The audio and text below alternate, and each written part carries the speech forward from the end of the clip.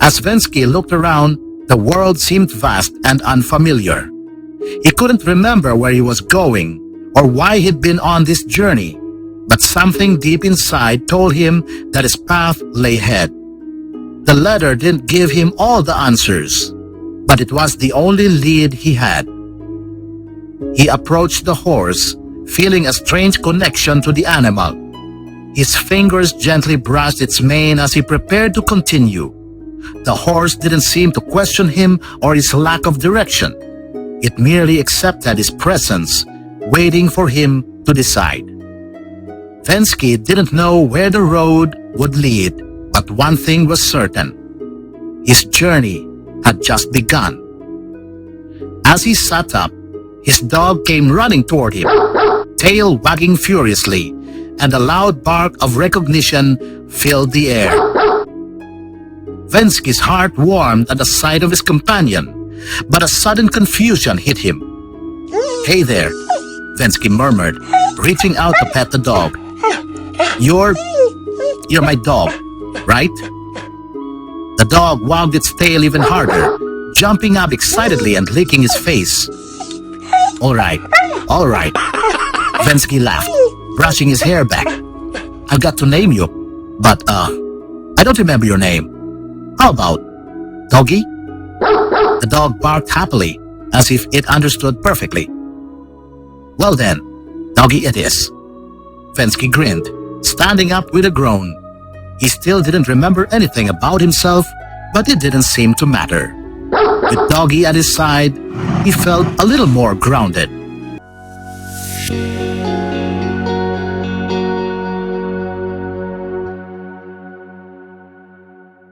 Venzki stood up and brushed off the dirt, adjusting the satchel around his shoulders. He pulled out the letter again, scanning it for any more clues about who he was or where he was headed. "Guess we follow this," he muttered, looking at the map drawn on the back of the letter. The path led through dense forests and hills, and for days, Venzki and Doggy traveled together, moving through the winding trails and rugged landscapes. The journey was quiet, the only sounds being the soft rustling of leaves and the occasional bird call. But in the back of his mind, something felt off, like he was being drawn towards something he couldn't yet understand.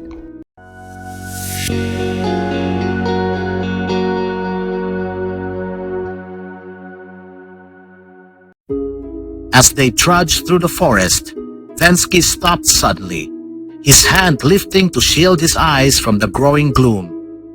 "Something's not right," he said to himself, his instincts telling him to be alert. The wind had picked up, and the once clear sky was now filled with dark, swirling clouds. Doggy let out a low whine, looking up at Venzki, sensing the change in the air. Venzki looked around, his mind racing. The weather had shifted rapidly, and he knew the signs of an incoming storm. "All right, we need shelter," he said, scanning the area. He spotted a cave up ahead, a small but promising refuge. Venzki moved quickly, urging Doggy and the horse toward the cave. The path had become increasingly difficult to navigate, and the darkening sky warned of an impending storm. As they reached the cave entrance, Venzki took a moment to assess their surroundings. The cave seemed like a perfect shelter for the night, its cool interior offering respite from the growing humidity in the air. "This should do for now," he murmured, tying the horse to a nearby rock and pulling out some of his extra cloth to block the entrance, hoping to shield them from the rain that was sure to come. But as Venzki stood in the doorway, he noticed something, a sound in the distance. Water rushing. Curious and cautious, he stepped outside the shelter and followed the sound. His eyes widened as he saw the river, not too far from the cave. The water was flowing fast, swelling with the earlier rains. "If the storm gets worse," Venzki muttered, his thoughts racing. The river could flood. He quickly returned to the cave, his heart pounding. The last thing he wanted was to be trapped in a flood. "Doggy, come here," he called out, quickly grabbing the dog's leash and securing it to his side. Venzki untied the horse and checked its reins, then glanced at the cave one last time. "We're moving," he said, his voice firm with resolve. He led the way uphill, pushing forward through the thickening forest, seeking higher ground away from the river's reach. The wind had begun to pick up, a sure sign that the storm was approaching fast. But Venzki was focused. His priority now was safety.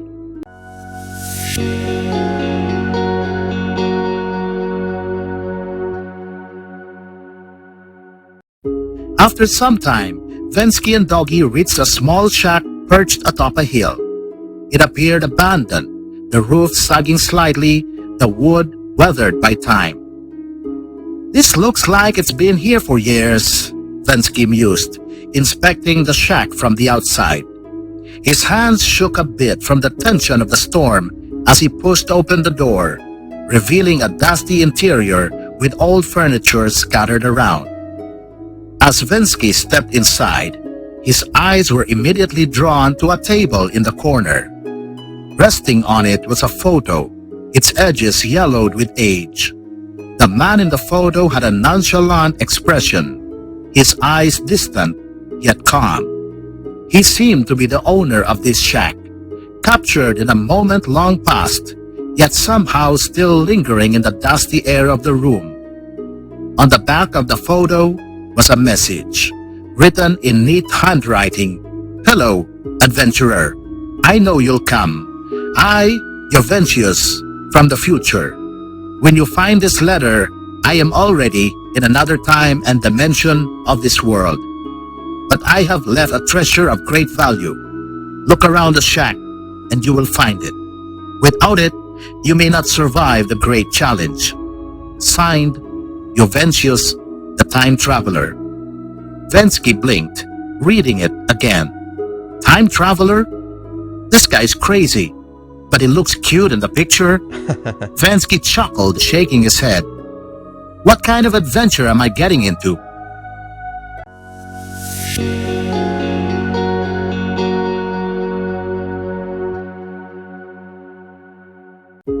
Venzki's curiosity got the best of him, and he began searching the shack. He opened drawers, moved some old furniture aside, and soon enough, he found a hidden compartment beneath the floorboards. Inside, he found a variety of items. Venzki knelt before the open treasure chest, the dim light from the shack casting soft shadows over the assortment of unexpected items inside. His fingers brushed against the strange objects, and a mixture of confusion and curiosity flooded his mind. He had expected to find gold or jewels, something valuable by his world standards, but what he discovered was far from what he had imagined. He pulled out a pack of chocolate, sealed tightly, though the wrapper looked faded and old. His eyes widened slightly as he stared at it. He had never seen chocolate before, but the thought of a sweet treat was strangely comforting. "Guess this'll do," he muttered, tossing it aside for the moment, his mind racing to the next item. Next, he found a bottle of whiskey. His thoughts immediately turned to practicality. "This could be useful for disinfecting," he said, running his fingers over the glass. "And maybe a little sip might lift my spirits." He chuckled softly to himself. The warmth the whiskey provided could be useful for more than just medicinal purposes. Reaching further into the chest, Venzki pulled out a short broadsword, sturdy but not fancy, perfect for defense. He ran his thumb along the blade, feeling the weight of it in his hand. He knew it would be useful if he encountered any threats, whether human or animal. An empty water canteen caught his attention next. He twisted the cap off and immediately filled it with water from his flask, thankful to have something to carry more water. He continued to sift through the chest and found a bottle of povidone iodine. The label was unfamiliar, but he knew the importance of cleaning wounds. As he read the small instructions on the bottle, he learned that this could also be used to purify dirty water, making it drinkable with just a few droplets. His eyes lit up. This could come in handy when water sources are scarce, he murmured, tucking it into his satchel. A Swiss knife followed, its compact design catching his eye. He tested the blade, and its sharp edge reassured him. It would be a reliable tool for various tasks during his journey. Next, he found a match, simple but essential for starting fires, and a whistle for signaling or calling for help. He tried it once and then tucked both into his belt, aware of their potential usefulness in emergencies. His hand then landed on a map and compass, both indicating distant destinations, though he couldn't yet tell where they led. The compass was especially intriguing. Venzki had never seen one before, but it seemed like it could guide him when the need arose. He then pulled out a hygiene kit, soap, bandages, and a toothbrush, and stared at the toothbrush, puzzled. What is this? Some kind of stick for cleaning your teeth? He wondered aloud. The idea seemed strange, as brushing teeth this thing was unheard of in his time. He made a mental note to figure it out later.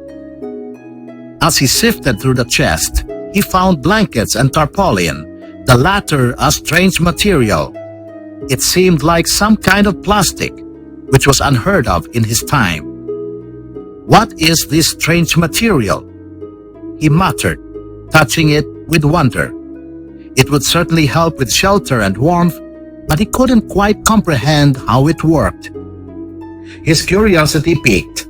Venzki then noticed a small, yellowed manual tucked beneath the items. The handwriting was neat, though slightly faded, and the cover read, User's Manual Instructions by Joventius, the Time Traveler. Venzki opened the manual, reading through the pages one by one. Each item was explained in detail, though some of the terms seemed foreign to him. As he read, he slowly started to piece together the purpose of these strange objects. Also inside, Venzki found a note which read, Some of these items came from the future and are not currently available in your time, but you will know what to do with them when the time comes. You have it in you. He raised an eyebrow, skeptical but intrigued. Another note followed, hidden beneath the first. To better equip yourself for the coming challenge, look for other items around and repair the shack if you find it in bad condition. Good luck, adventurer. Venzki stood still for a moment, processing the strange message. So, a time traveler and a treasure, but no gold? He laughed nervously. Well, at least I've got chocolate and whiskey. He grinned at the absurdity of it all.